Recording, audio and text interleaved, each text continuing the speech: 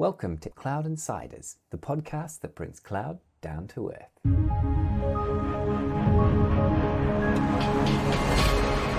Thanks for tuning in. I'm Oliver Happy, your host today for this discussion about cloud desktops versus VDI, platform as a service, desktop as a service, and where it's all heading.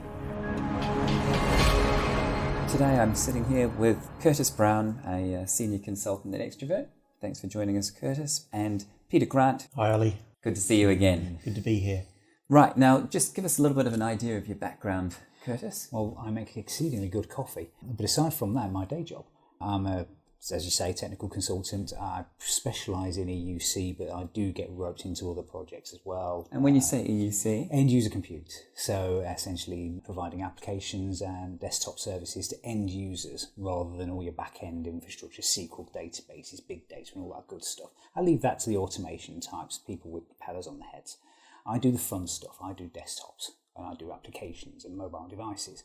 I've been doing it since the 90s, on and off, and servers in between as well. So, very good background. Very good. All right, and Pete, yourself? So my history in IT, I've been around in IT for 19 years and grown very much up through the Wintel space. So worked at Microsoft a few times years ago, and I've come from the support background into doing architecture. And then in the last 8 years or so, been doing consulting for Xtravirt, and for my sins I've ended up doing quite a lot of, again, end user computing, dare I say it, VDI type engagements. And when you say VDI?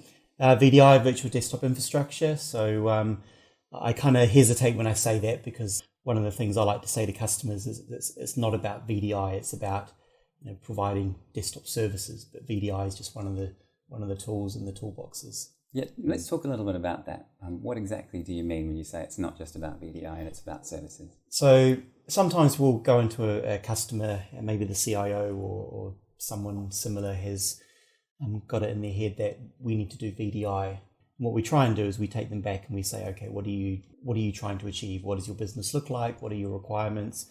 And then from that, you can map out a desktop solution, which may involve some kind of centralized desktops, but almost in all cases, it will be a combination of, say, maybe virtual desktops, physical desktops, mobile devices, different types of presenting applications. So we try and understand the requirements first, and then use the various tools like VDI and all the others to create the right technology stack, rather than starting with the solution, i.e. VDI as an example, and then trying to make it fit all use cases. It's certainly moving from a point of, rather than delivering a perception of what is a desktop, to how does a business user want their application served to them.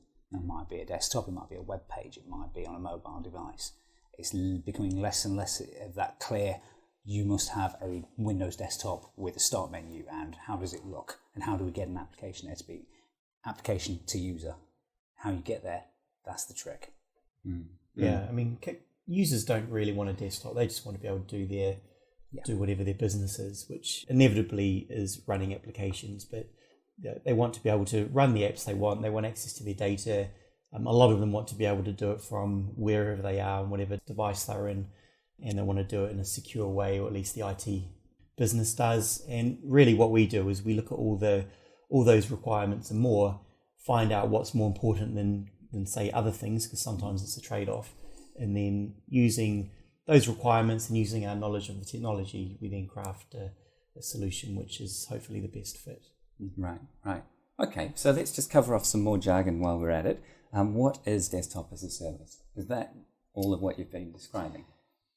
In a manner of speaking, it's an extension on it. If you consider it in terms of, say, 10, 20 years ago, your traditional desktop was an in-house function. It was sitting on your desk. It had applications on it. Desktop as a service kind of takes that, well, in between you had VDI, which was effectively moving the desktop from the physical device in front of you into the data center, and then moving that out into a service provider sort of context. So you're taking that desktop and now moving it into as a packaged offering somewhere. Now that can be still on-prem, but increasingly it's moving out into cloud provider space. It's a relatively new thing compared to other as-a-service offerings such as DR and so forth, been around a while. But desktop is a relatively new beast. Okay, and How can DaaS done well help IT organizations to deliver applications to users? Oh, that's a good one. I think the biggest potential benefit to a customer is flexibility, particularly if you've got a customer that is acquisitive, so they're scaling up and scaling down. If you consider it as a traditional approach of buying physical boxes, or even your on-premises virtual desktop, it's a fixed asset. You've got to buy, you've got to feed, you've got to water. A desktop as a service means that service might well be elastic. You're buying on demand. It's a bit like you buy your movies on demand. I want to buy a film. That's great. I don't have to subscribe to a service that gives me an entire set of channels and I only watch one film a month. It's great. With an on-demand service, I can watch one film at a time and I'll pay on demand. Desktop as a service takes that in a similar way. You can buy desktops, release desktops. So that kind of flexibility is an important capability. Yeah, so I think all these as a service things, infrastructure as a service, desktop as a service, they're really all concepts. It's just the concept of not having to buy something and maintain the platform, but you just get it and you consume it as you want it. But sometimes when you use all these words like DaaS or this jargon, it can start to be very, excuse the pun, in the clouds, and it's not very, people don't really understand what do I mean by that. So when I hear about DaaS or desktop as a service, really what I think of is VDI type. Well, it's really VDI in the cloud. So when I say VDI in the cloud, traditionally we've done a lot of VDI for our customers where we would go in, we would do a design. If that includes VDI, we then go through the whole painful process of having to build up data centers, order kit, make sure that kit's plumbed in, get the networking set up, and that can take months or more, and it's a real headache for a lot of customers. So to me, DaaS is about where you just have another supplier providing that VDI platform, such as VMware with their Horizon Air offering. So you can still connect it to your Active Directory, use your applications, use your image, but the data center, I should say the VDI desktops are already provisioned for you. So straight away, you just skip that whole painful, we need to buy kit and do all the logistics, and you have it from really as soon as you need to, or as soon as you purchase it, maybe a few weeks lead time perhaps, and it's there for you to start consuming and testing. So, How have you seen customers start to embrace VMware Horizon Air? I think from the conversations I've had, it's been quite gung-ho in some respects. A lot of enthusiasm for it, but without realising the implications of it. And I think that's one of the first things that we have to say, whoa, put our hands up in the air and say, let's have a think about this and discuss it. Let's talk about those implications. Yeah, I mean, if I can just build on what you were saying in terms of what I've seen out there, I think having done VDI a lot, as Curtis has, and been through the pain of building the platform, I think something like Horizon Air, where it's there for you, is great. But the customers I've spoken to, even where we've suggested it would be a good option for them, just don't. I think it still feels like a bridge too far. I sometimes think the world's not quite ready for cloud desktops, and I get it, because before I had done a Horizon Air engagement, I had probably the same questions that the customers had, which were just not knowing how it works. Like, how does this integrate with your Active Directory? I kind of thought maybe it's do these run in the cloud in some data center in some far off land? How do I connect it to my file servers? How does the image updating work? It's just all these unknowns. And having gone through a Horizon Air project, at the end of it, I stopped thinking of it as cloud desktops, and I just started thinking of it as a managed service by VMware. So now you've got the people that wrote the software or own the software, running it in not some far off data center. In this particular case, it was in an Equinix data center in Slough, which is where a lot of our banking customers would have their workloads. And it was managed by VMware with a really great 24/7 support. There were times when I could literally phone up any time of the day and I'd either be in the US or maybe another part of the country. So if people are wondering, what is DaaS or what is Horizon Air, I would just think of a managed VDI solution, but in a local data center, hopefully, but managed by VMware. Okay, and who are the other players in this space? The most obvious one is Amazon Workspace. It's been around for quite a considerable time, but it's not one of their more publicised offerings. But I think that's starting to change now as businesses start to perceive it as now a logical next step. A lot of companies are starting to look at starting with their typical back-end infrastructure as a service sort of offering, so moving database services, data into cloud offerings, and the next step on from that would be to look at moving the desktop into that sort of approach. And I think that's where it's starting to drift. And I think that when I've been approached and asked about it as desktop as a service, my first point is, well, how far have you got along that line of moving into the cloud in the first place? Because you may be in a position where you're still largely on-premise, with maybe even physical service. Are you ready for it? And I think there's a lot of enthusiasm for the concept of it, but when you start discussing with them, there is this case of readiness. And I think rather than considering it as a cloud this, cloud that, cloud the other, considering it as a managed service is a healthy approach. Cloud is such a overused word nowadays. When you even calling it cloud desktops, I would almost just describe it as you've just got another data center now connected either via direct connection or maybe via VPN. But just think of it as it's just another data center run by VMware, but it's still part of your infrastructure. The deployment we did, we started off just using a VPN connection, but we were getting great performance on that. Then we moved to a dedicated link, but it's all on your same Active Directory. You've got complete control over it. It's just you don't have to worry about building the platform. You've talked about the building the platform piece and removing that pain and that effort and that cost and time and in money. What other benefits are there to moving to a managed service? I think in terms of the DaaS part of it, one of the big benefits, and I think one of the things that customers probably don't do enough of, is there's this traditional mentality when you're doing projects of front loading all the design and the planning piece, and then at the end you do your pilot and then you roll out. And a lot of that is because you can't start doing your build and tweaking until you actually have the data center built. With something like cloud desktops, where you can, as soon as you give them a PO or your credit card, you can get access fairly quickly. You can then start developing your image and iteratively kind of doing the design. So rather than doing a full detailed design up front and trying to get everything right before you've even got hands on anything, take more of an iterative approach. Don't just spend that time, get the image built as quickly as possible, and then spend the time tweaking the image rather than doing all the upfront sort of theoretical design. And then layering on top mechanisms for delivering applications to those desktops. So in the initial getting your credit card out, you can spin up your basic build, your core applications, that first iteration, that first set of pilot users, so they can get the look and feel. You can start seeing what the problems are likely to be, where are your pain points, and then start looking at, well, okay, so we've got this desktop build, we've got the basics, we can get the user logged in, we can give them a desktop, but what do we need to deliver to that desktop? What kind of services do we need to connect that desktop to? Client server applications, print services, those kind of fun things we need to address. File services are another typical one. And then you start needing to look at, yes, we've got connectivity into the data center, but then we also need to think of connectivity to the end users across what may be a traditional WAN estate, where you've got your centralized data center and then spurring out in a star topology, a wheel and spoke sort of affair.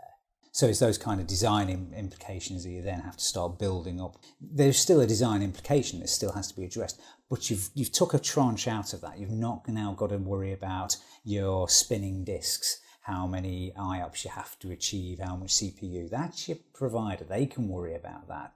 You're moving on to actually the delivery part of it, and that is probably more relevant to a business's IT. They know what they want. Let them deal with that. You're providing that underpinning. And even to an extent, the sizing isn't as important. If you're building VDI locally, you need to figure out how much compute do I need, how much storage do I need. It's a big upfront cost. You might have to plan not for what you need now, but what you need in 2 years, because no kit's going to be bought then.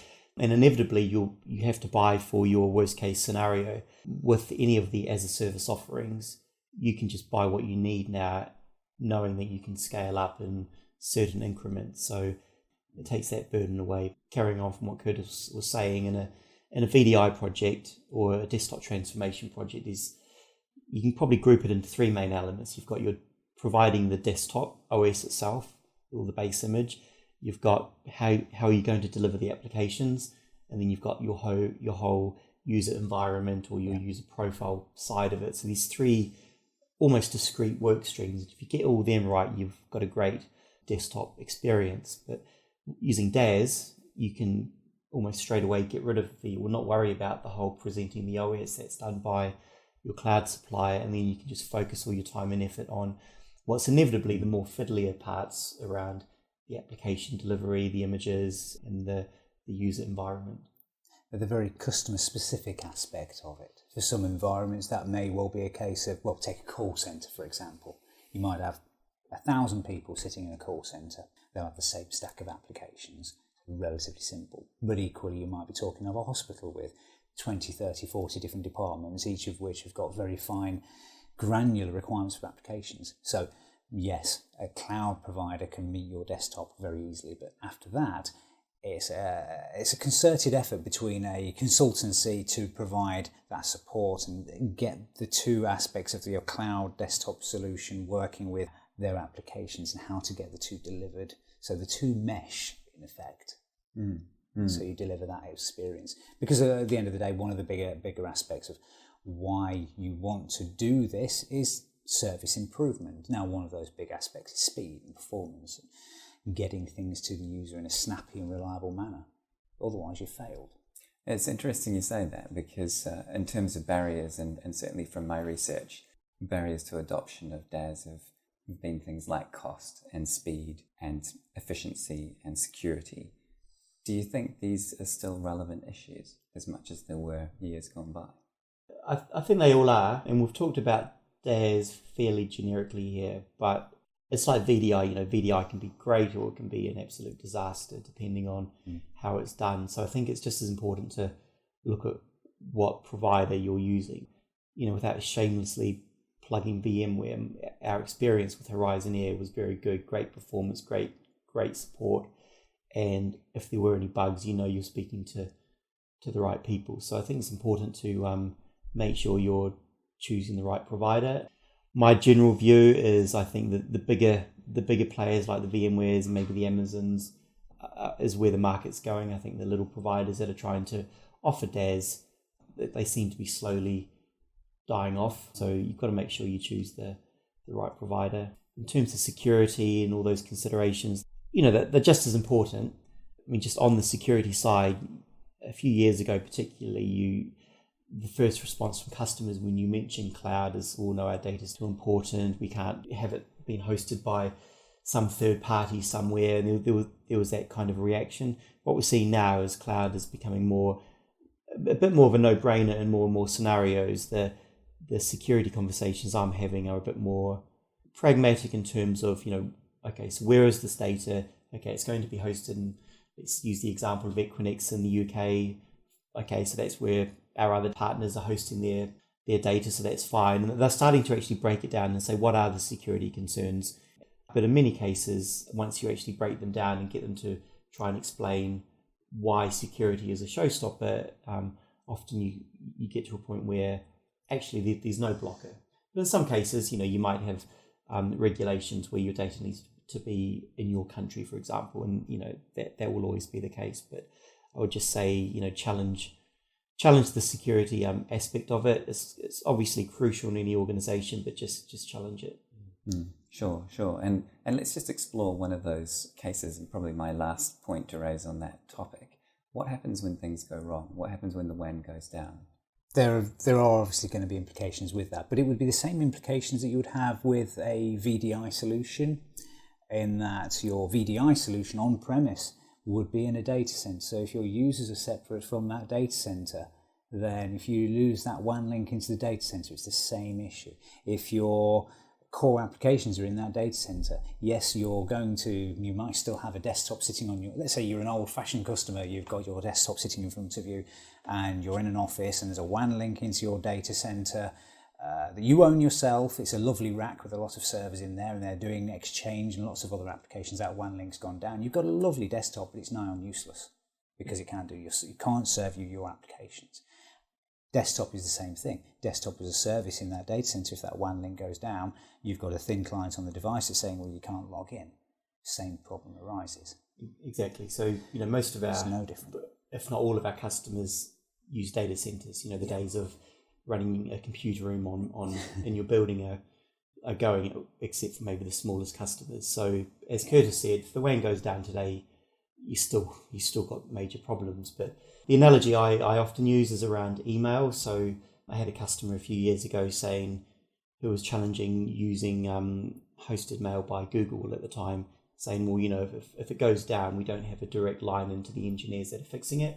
And I didn't say this directly to them, but what I was thinking was, if Google goes down, as an example, you don't need to really worry about whether you've got a direct line, because it's probably going to be on the news. They'll be fixing it.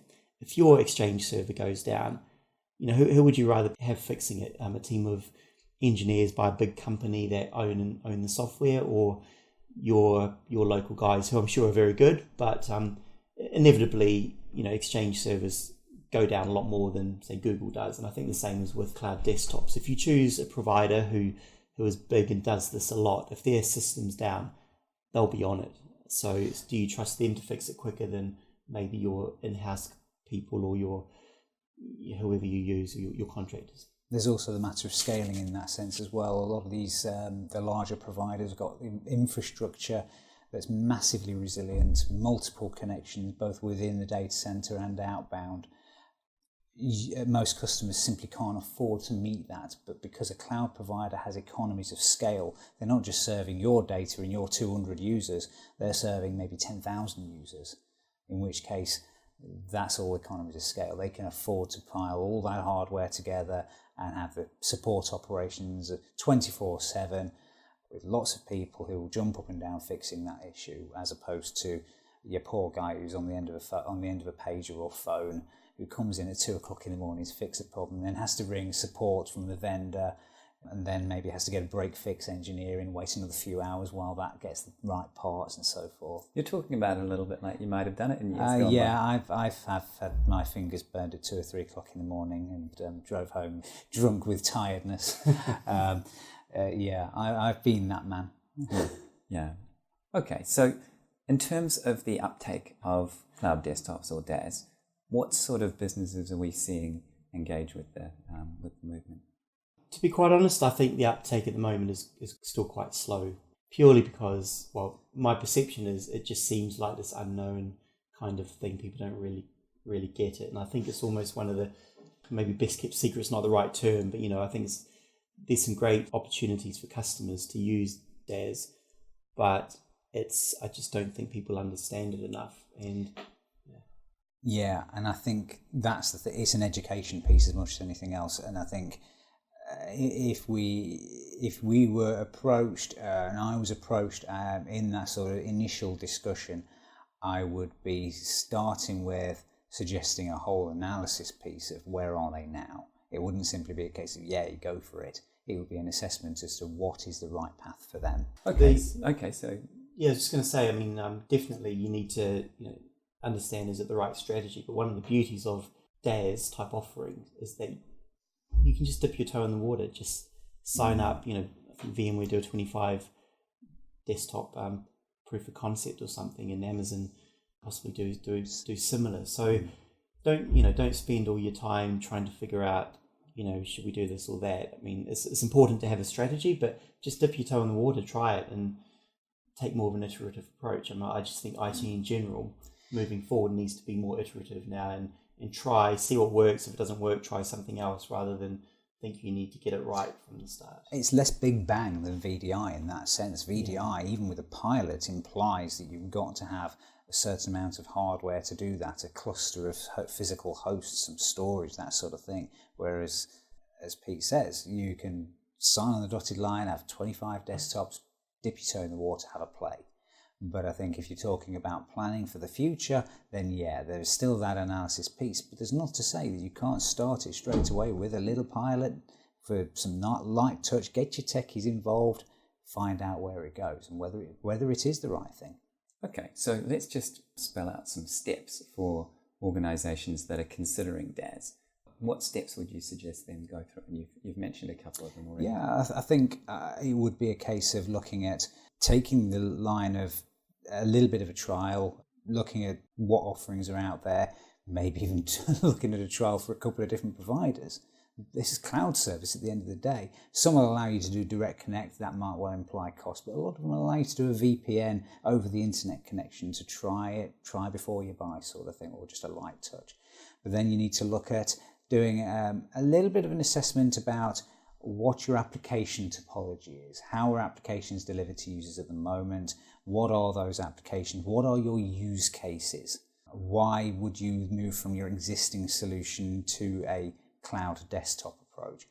From there, you also need to look at a little bit around your topology. What is your current network topology, your server estate topology? What's the right path for you in terms of where you host data, what levels of connectivity you've got to your users?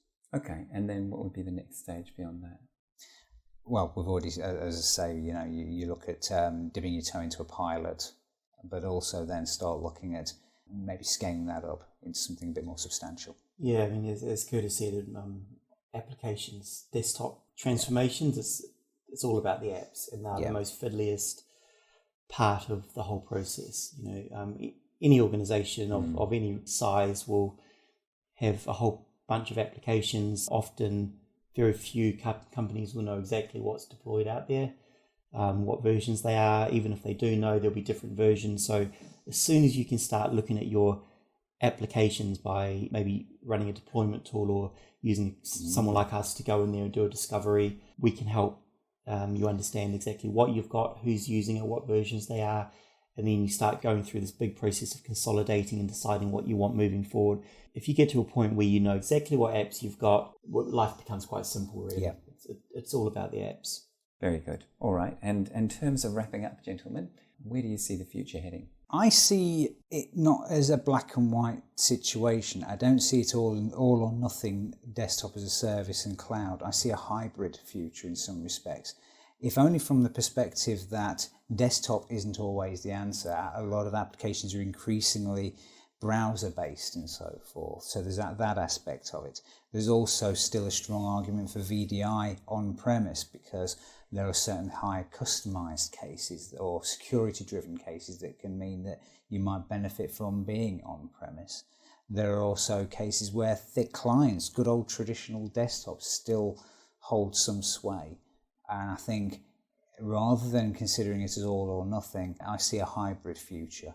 Pete? Yeah, very similar. So a few years ago, VDI was a massive hype, and it was hyped so much that then when it didn't quite take off as quickly as people thought, it was considered to be a bit overhyped. But we're seeing more and more customers using VDI models because they like the fact you can log on from anywhere and you've got all those benefits starting to come through. But a lot of customers have felt pain with VDI because they're trying to run it themselves and they don't have the experience perhaps, or maybe it just wasn't done properly. Who knows? But we've certainly seen a lot of pain in the industry. So I think as people seem to like the centralized, any device, anywhere type model, and as people start to get more confidence in letting somebody else host their desktop platform for them, I think over the next few years, once people start taking the leap, as we're starting to see now with IaaS and in the server space, I think more and more people will be going to the likes of VMware or Amazon to host their desktop for them. Still keeping control of managing it, their Active Directory and the apps, but just letting somebody else provision the OS for them. Thank you very much, gentlemen. That brings us to the end of another episode of Cloud Insiders. Thanks for tuning in. Hope you enjoyed it. And to find out more and access show notes and downloads, head over to cloudinsiders.fm. You can track us on Twitter @cloudinsiders, and we'd love you to leave us a review on iTunes. See you next time.